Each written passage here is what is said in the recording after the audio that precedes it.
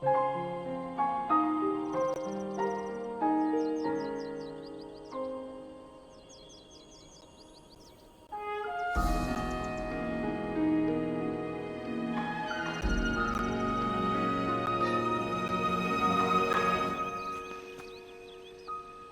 ans. Voilà près de 6 ans déjà que cet incroyable jeu est sorti, qui a remarqué un changement radical pour toute la saga, des changements qui auront plu à des joueurs, déplu à d'autres joueurs. Mais une chose est sûre, c'est un jeu qui aura totalement révolutionné l'industrie du jeu vidéo, à tout jamais. Donc bonjour tout le monde, donc aujourd'hui je vais vous faire la présentation de Zelda Breath of the Wild, donc le dernier Zelda, sorti déjà en 2017, ça commence à faire. Je ne sais pas si on peut faire considérer ça comme un véritable test, vu que le jeu est déjà sorti il y a plusieurs années. Tout a déjà été dit sur ce jeu. Je vais pas vous énumérer toutes les incroyables qualités de ce titre dans cette vidéo, ni ses défauts, parce qu'il y en a. C'est pas parce que ce jeu est un incroyable jeu qu'il n'y a pas forcément des petites choses à redire. Non. De toute façon, dans tous les jeux, aucun jeu n'est parfait. De toute façon, il y a toujours des choses à redire dans les jeux. Même dans ce jeu qui pour moi, ça c'est totalement subjectif, un des meilleurs jeux de tous les temps, un de mes jeux préférés en tout cas. C'est pas mon jeu Zelda préféré, je lui préfère par exemple Zelda Ocarina of Time. Après, faut savoir que j'ai découvert Zelda Ocarina of Time avant ce jeu et que ça a été tellement une révélation pour moi. En fait c'est vraiment à partir de ce moment là, je le considère, quand j'ai découvert Ocarina of Time, que j'ai commencé à être un véritable passionné de jeux vidéo. Avant je jouais mais en fait, j'avais découvert le jeu vidéo grâce à Super Mario Galaxy, et je jouais surtout à des jeux de ce genre, quoi. J'essayais pas vraiment d'aller chercher au-delà. Je jouais pas aux autres types de jeux. De toute façon, je considère qu'il y a trois grands jeux qui ont été des révélations pour moi. Il y a Super Mario Galaxy. En fait, j'ai jamais retouché un jeu de plateforme qui était aussi incroyable, aussi extraordinaire que Super Mario Galaxy. Enfin, si. Et il y en a eu deux autres, Donkey Kong Country et Banjo et Kazooie, qui sont deux jeux qui sont plus vieux et qui sont de rare, qui sont une incroyable entreprise, qui ont signé des chefs-d'œuvre aussi comme GoldenEye et Bat. Donc de toute façon, je ne vous apprends rien. Et pour moi, ces deux jeux, Donkey Kong et Banjo Kazooie, c'est des jeux qui ont vraiment une magie, en plus d'avoir un gameplay, des graphismes qui sont au top. C'est des jeux qui ont une identité pour eux, une magie à part. C'est pour ça que j'apprécie énormément. Et du coup, l'autre jeu qui est beaucoup marqué, c'est Okami, parce que j'avais jamais vu un jeu avec une telle poésie, en fait. Un tel lyrisme aussi, c'était au-delà de ça, c'était un jeu avec un gameplay qui était très fourni, avec un univers qui était à part. Même les donjons étaient très sympas, les musiques étaient incroyables, donc c'est vraiment un jeu qui m'a ouvert notamment vers tout ce qui était indépendant et même plus généralement vers la beauté, la poésie que pouvait offrir le jeu vidéo. Et donc il y a eu Zelda Ocarina of Time qui, comme beaucoup de joueurs, m'a ouvert la grande porte de la série Zelda. Et j'ai jamais eu une telle claque, même si j'en ai eu des claques, notamment ces dernières années. J'ai jamais re-eu une telle claque qu'avec ce Zelda Ocarina of Time, c'était une telle révélation à l'époque. Et donc ce Zelda Breath of the Wild, j'avais refait d'autres Zelda après, j'avais fait notamment Twilight Princess, j'avais fait Wind Waker. Et pour le coup, c'était pas mon premier open world, j'avais fait d'autres open world avant celui-là. Mais ça a été, comme beaucoup de joueurs, en fait, je n'avais jamais eu ce sentiment dans cet open world. J'étais totalement libre de pouvoir faire ce que je voulais. Alors, ça va par l'exploration du monde, de ce monde qui est absolument gigantesque, titanesque, c'est le mot, qui propose des environnements plus variés, plus diversifiés les uns que les autres. Mais ça va aller aussi par d'autres critères, comme l'interaction avec le décor par exemple. Le fait de faire les choses dans le jeu comme on voulait, c'était incroyable. J'avais jamais vu un jeu où on pouvait battre le boss final dès les 2 premières heures. Alors, oui, peu de joueurs ont réussi à le faire, mais c'est quand même incroyable. C'était vraiment fou.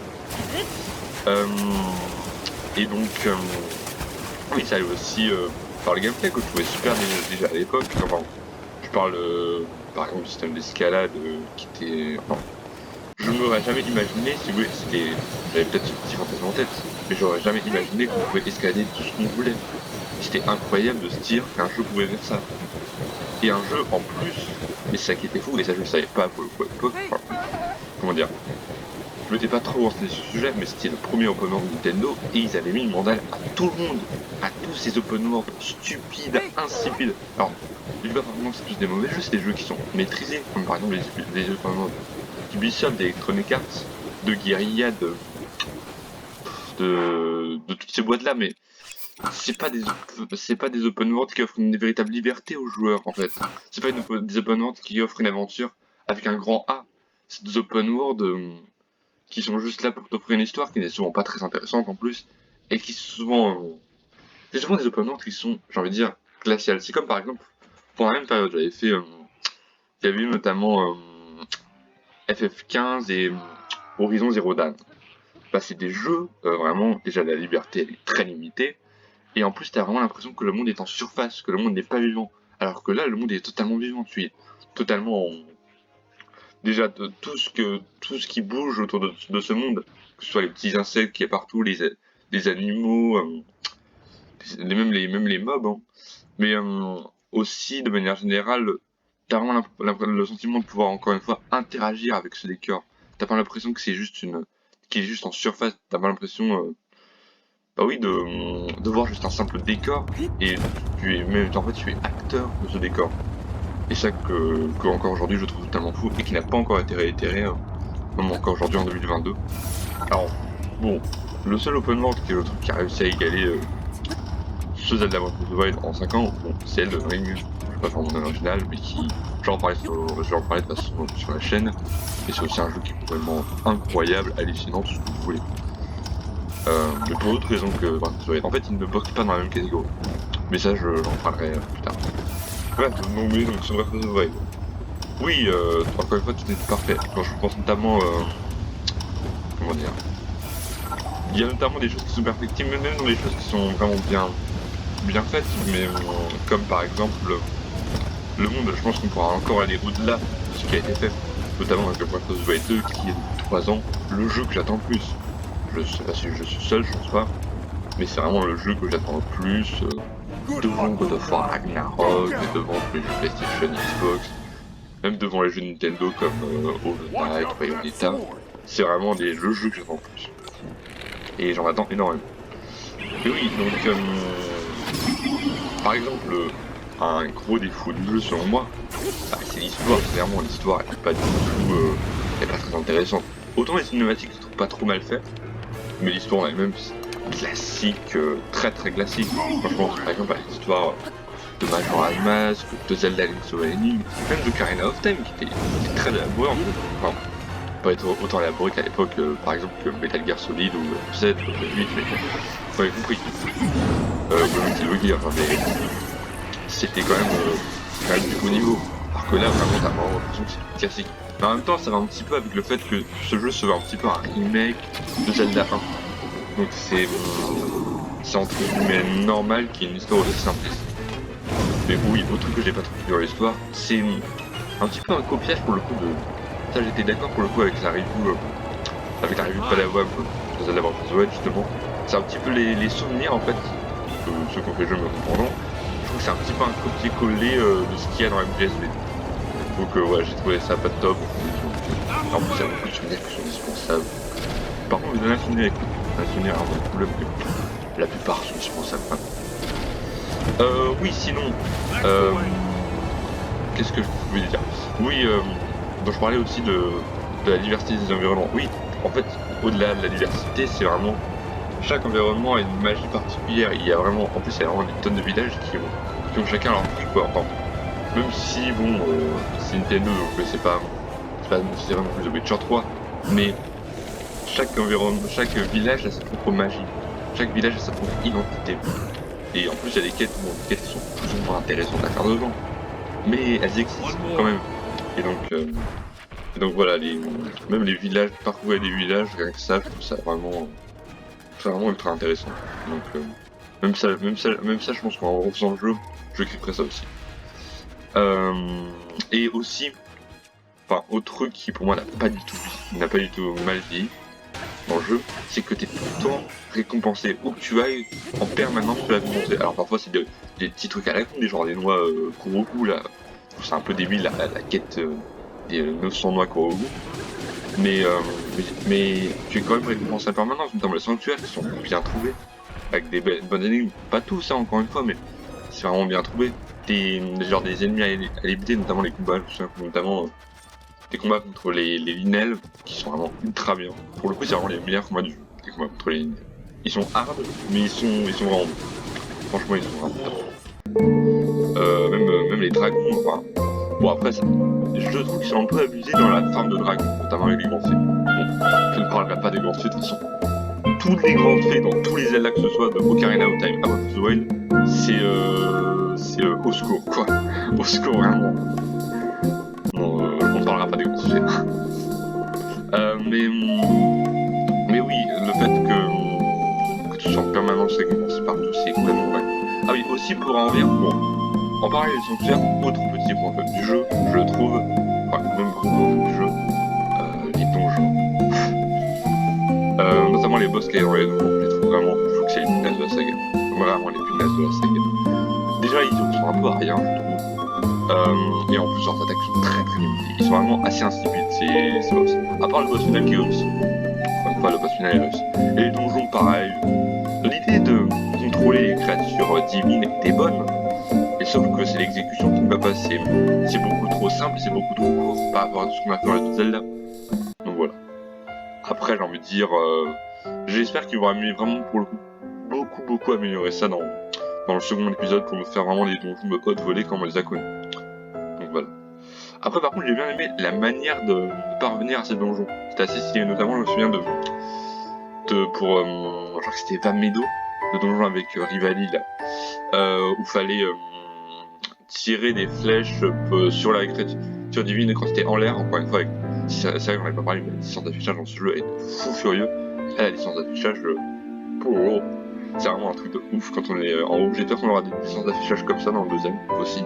C'est un truc de psychopathe, vraiment. De psychopathe, cette licence d'affichage. Je l'ai jamais vu encore aujourd'hui. Oui, donc la manière de parcourir dans les donjons est plutôt sympa, par contre. Alors, qu'est-ce que je peux vous parler? Oui, un truc qui est hallucinant encore aujourd'hui, c'est le sound design de tout l'environnement qui est incroyable.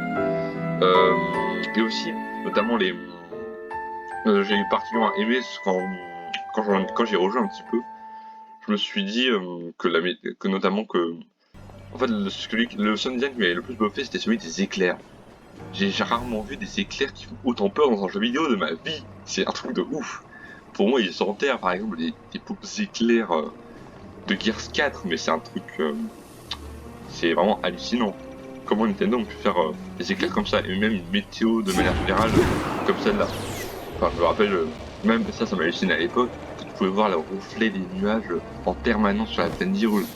C'était hallucinant. Mais vraiment. Et oui, alors la pluie est vraiment chiante dans le jeu, mais c'est bien fait. De cette manière, c'est bien fait. Et les couchers de soleil et les levées sont magnifiques, donc voilà. Non, mais vraiment, les aléas météorologiques, c'est vraiment un autre gros point fort du jeu pour le coup. C'est vraiment... c'est assez ouf encore aujourd'hui. Oui, donc je vous parlais du sound design. Bon, autre point faible du jeu, par contre, c'est les musiques. En fait, déjà pour moi, elles sont assez mal utilisées. Il y a juste des petites nappes sonores en fond dans la plaine. Mais alors, il y a quelques thèmes marquants, mais pas tant que ça en fait. Il y a le thème principal qui est vraiment ouf. Il y a, d'ailleurs je l'ai mis en top 1 de mes top musique de Zelda. Il y a le thème de Mifa qui est très beau, le thème de Rivali qui est très beau. Mais à part ça, bon, il y a des remixes sur Sama, notamment le remix, je pense que vous passerez de toute façon du village de Kukoriko. J'ai eu du mal à m'en rendre compte que c'était un remix du village de Kukoriko, de Ocarina of Time et de Link to the Past. Mais c'est assez bien fait, ça fait un petit remix un peu à la chaîne Mou et tout, donc ça fonctionne plutôt bien. Et le remix pour le coup du village de Rivali, où en fait c'est un remix de l'île de Valou. Je sais pas si vous avez remarqué, mais c'est à l'envers. Donc c'est pour ça qu'on s'en rend pas forcément compte. Et ça pour le coup, c'est vraiment bien fait. Mais de manière générale, je trouve que les musiques sont pas assez marquantes. Même pendant les cinématiques, hein, je trouve vraiment pas mémorable. Ah oui, sauf oui aussi, mais oui c'est aussi des remixes comme on remarque. Mais les musiques du Château de Forêt, c'est vraiment bien réussi pour le coup. Mais bon, c'est que des remixes, ouais. Mais c'est bien réussi. Sinon, de quoi je pouvais vous parler? Oui, bon. Alors, concernant les DLC, il y avait eu un petit peu. Enfin, je vais pas parler des DLC parce que. Si, mais. Comment dire? Il y avait eu des mini-scandales parce qu'on trouvait que les DLC étaient pas assez intéressants. Je trouve que c'est un peu vrai pour le premier, et pas vraiment pour le deuxième. Je trouve plutôt bien réussi ce DLC. Je trouvais à l'image du jeu, donc c'est plutôt assez cool. Donc moi j'avais bien kiffé ce deuxième DLC à l'époque. Après je sais pas si je le referais, mais bon, j'avais plutôt bien kiffé. De quoi est-ce que je vais pas parler? Oui, bon, ouais. Est-ce que, en fait, je trouve que de manière générale, le jeu manque de moments véritablement marquants. J'ai un moment en tête, bon, je pense qu'on verra tous, mais le moment où Link retire l'épée de légende dans la forêt de Kokiri, en plus, la façon dont on y atteint, c'est juste, un truc de ouf dans les peaux perdues. C'est vraiment réfléchir, il y a une ambiance de dingue à ce moment-là, c'est un truc de psychopathe. Et puis oui, la scène où Link retire l'épée est encore plus iconique. Je trouve que c'est peut-être la scène la plus iconisée de tous les Zelda quand Link retire l'épée des gens comme ça. C'est un truc de psychopathe, ça aussi. Vraiment, ça reste dans les mémoires. Bon, je pourrais te dire pour troller la scène où Link se travestit, mais bon, on va éviter. Non, des moments. Bon, la fin, la fin, je pense que moi j'aime la refaire la fin parce que je trouve qu'elle est pas mal. Je trouve qu'elle est pas mal. Mais c'est surtout l'univers du jeu en fait. C'est vraiment l'univers. C'est ça qui rend le jeu tellement marquant aussi. Au-delà du fait qu'il soit totalement révolutionnaire, et totalement révolutionnaire le jeu vidéo et l'open world, c'est l'univers et l'imagerie. Notamment, c'est ça qui m'avait marqué dans sa review au DG, c'est l'imagerie dans le jeu. Ça c'est vrai pour le coup. C'est-à-dire que c'est vraiment le Zelda, un peu comme Elden Ring, c'était quand tu jouais à Dungeons Dragons, c'est un petit peu le jeu dont tu fantasmais quand tu étais gamin. Bah ça c'est un peu la même chose avec ce Zelda en fait, c'est-à-dire que c'est vraiment le Zelda qu'on fantasmait quand on était gamin, quand on voyait les images dans les magazines. C'est vraiment le truc qu'on fantasmait le plus.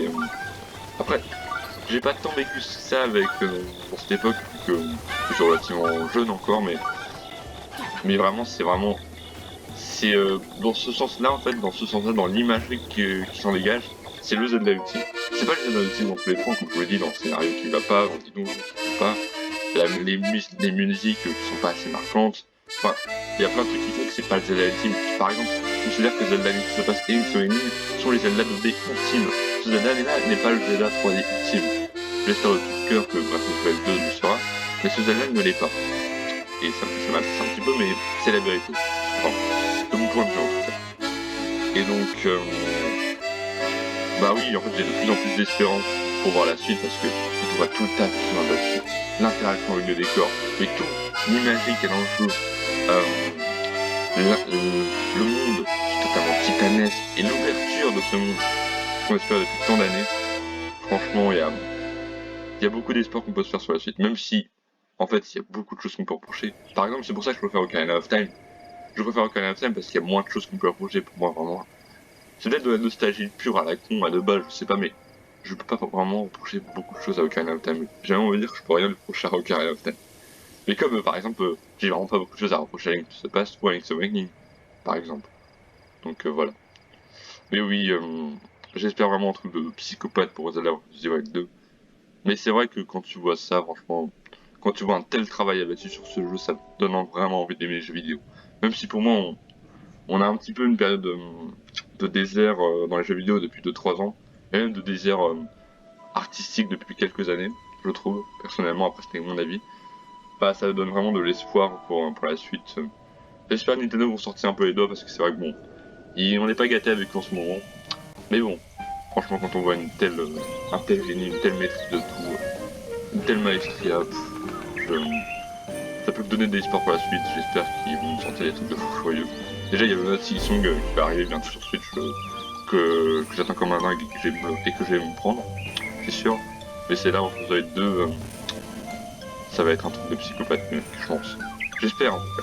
On en a pas vu, je pense qu'ils font effort de pas nous en montrer beaucoup pour l'instant, mais à mon avis, ça va être incroyable. J'espère au moins prendre une telle claque qu'avec ce jeu. Ça c'est sûr, J'espère ça. Donc voilà, j'espère que cette petite vidéo vous aura plu. C'est pour moi un des meilleurs jeux de tous les temps, ni plus ni moins. Même s'il a beaucoup de défauts, ses immenses qualités, ses incroyables qualités, les enterrent totalement. Donc, pour moi, voilà, un des meilleurs Zelda jamais fait, un des meilleurs jeux de Nintendo jamais fait, et un des meilleurs jeux de tous les temps jamais fait, ni plus ni moins. Ouais, ciao, et à la prochaine!